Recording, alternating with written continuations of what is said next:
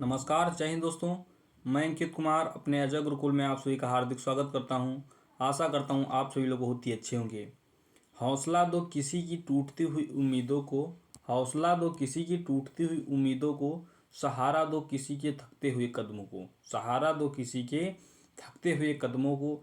जिद हो ऐसी जो आंधी में भी दिया जला दे, जिद हो ऐसी जो आंधी में भी दिया जला दे, जिद हो ऐसी जो अपने संघर्ष को मंजिल से मिला दे, जिद हो ऐसी जो अपने संघर्ष को मंजिल से मिला दे। तो दोस्तों, आज की क्लास में हम लोग 8 दिसंबर 2020 की फर्स्ट ट्रिप में पूछे गए मोस्ट इम्पॉर्टेंट प्रश्नों को अध्ययन करेंगे, जो कि हमारे एग्जाम के लिए मोस्ट इम्पॉर्टेंट होने वाले हैं। तो दोस्तों, यदि आप सभी लोग हमारे क्लास में नए हैं तो चैनल को सब्सक्राइब अवश्य कर लें और बेल आइकन को दबाना ना भूलें, ताकि हमारे हर वीडियो की नोटिफिकेशन आप सभी तक पहुंचती रहे। दोस्तों, आज की क्लास की शुरुआत बिना किसी देरी पहले प्रश्न के साथ करते हैं। पहला प्रश्न हमारा दिया गया करा, किसी व्यक्ति की देखी जा सकने वाली विशेषताएं जिस जैसे ऊंचाई, आंखों का रंग, रक्त प्रकार आदि को किस नाम से जाना जाता है। तो दोस्तों, इसका राइट आंसर हो जाएगा समलक्षणी, यानी कि फिनोटाइप के नाम से भी जाना जाता है। दोस्तों, यहाँ पर दिया अनुवांशिकी। अनुवांशिकी के जनक कौन है दोस्तों? अनुवांशिकी के जनक कौन है? इसके जनक हमारे Gregor John Mendel, Gregor John Mendel ji जो हैं ये अनुवांशिकी के जनक कौन है? ग्रेगर जॉन मेंडल जी हैं। इन्होंने सर्वप्रथम मटर के पौधे पर अपना प्रयोग किया था। किस पौधे पर?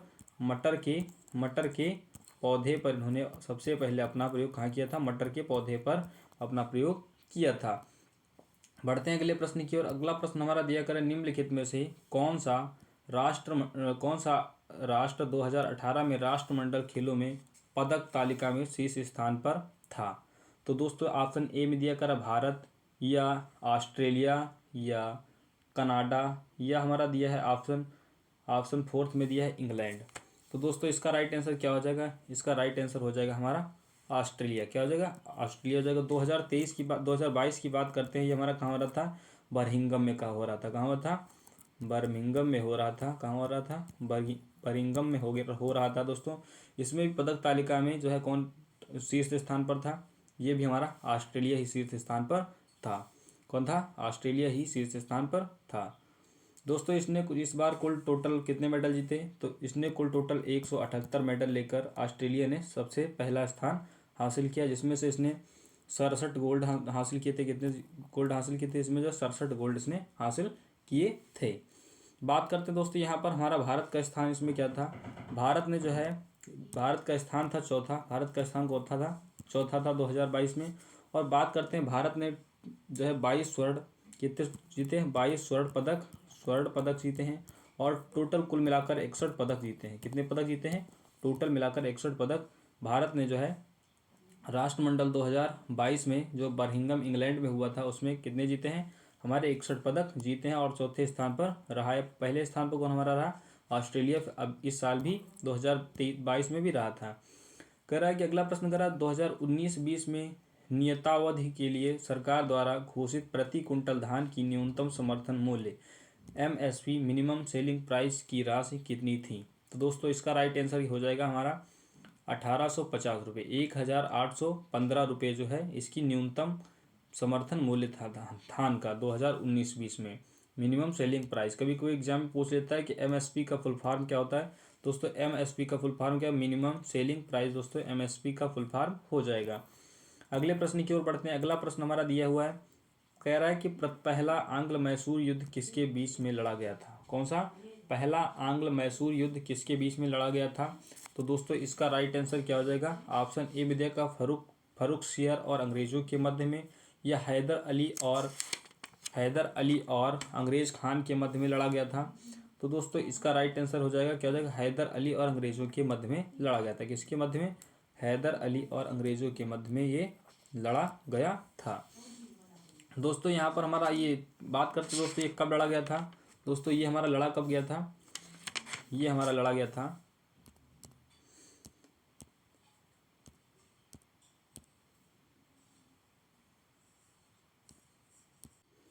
ये हमारा लड़ा गया था 1967 के बीच में। कब? 1767 से 1769 के बीच में हैदर अली के बीच में, ये हैदर अली और अंग्रेज़ों के बीच में 1769 और जो है 1767 के बीच में प्रथम आंग्ल मैसूर युद्ध हुआ था। इसमें दोस्तों, और इसमें संधि कौन सी हुई थी, बात करते हैं इसमें दोस्तों, मद्रास की संधि हुई थी। कौन सी हुई थी, मद्रास की संधि इसमें हुई थी। कौन सी संधि, मद्रास की संधि हुई थी, मद्रास की संधि हुई थी।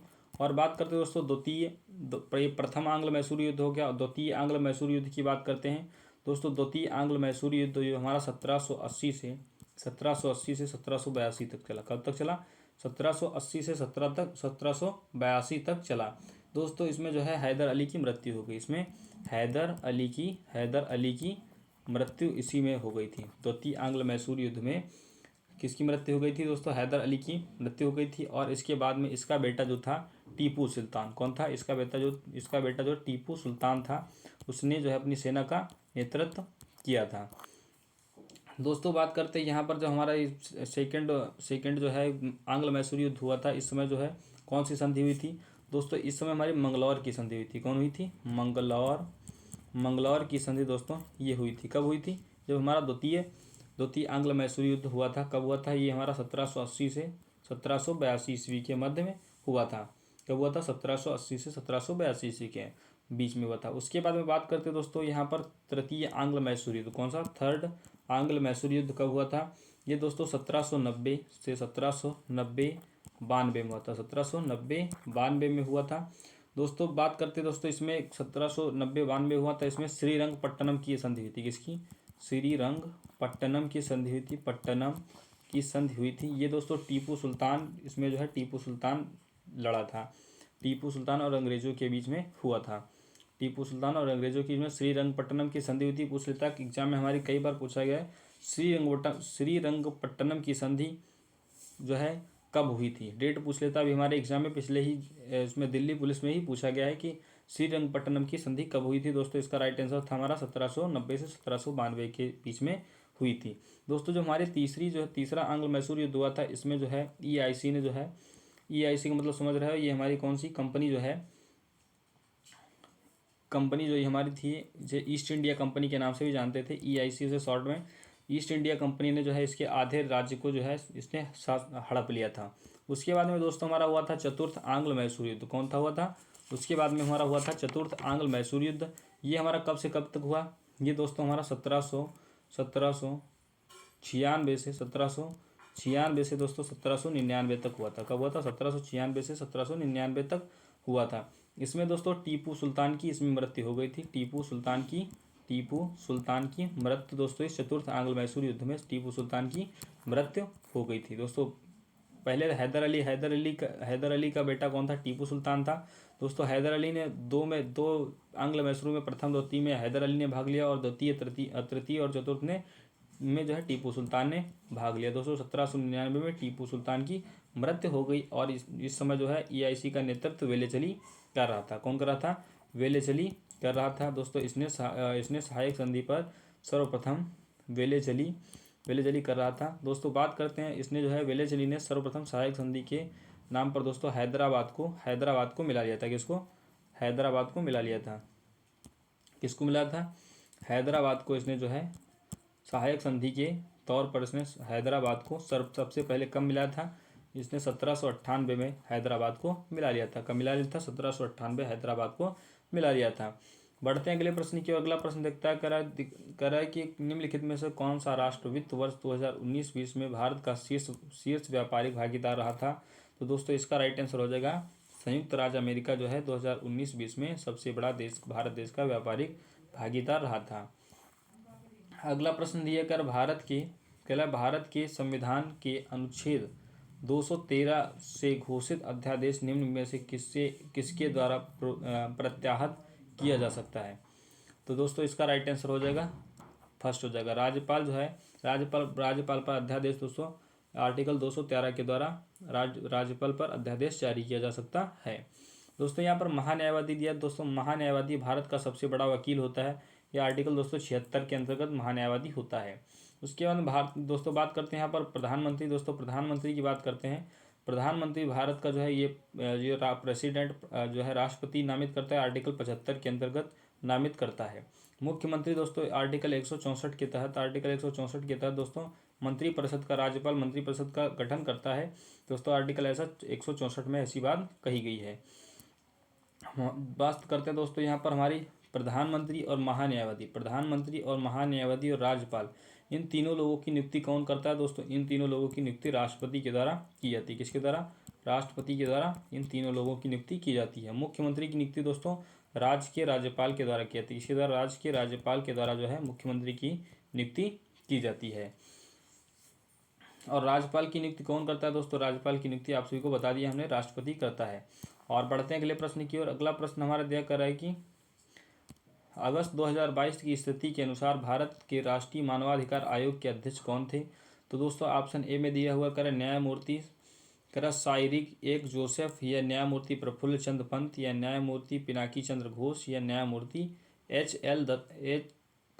एल दत्तू। तो दोस्तों इसका राइट आंसर फोर्थ हो जाएगा। 2020 तक के स्थिति के अनुसार एच.एल. दत्तू जो है मानवाधिकार आयोग के अध्यक्ष थे। दोस्तों बात करते हैं वर्तमान समय में मानवाधिकार आयोग के अध्यक्ष कौन है? दोस्तों ये हमारे अरुण कुमार मिश्र जी हैं। कौन? अरुण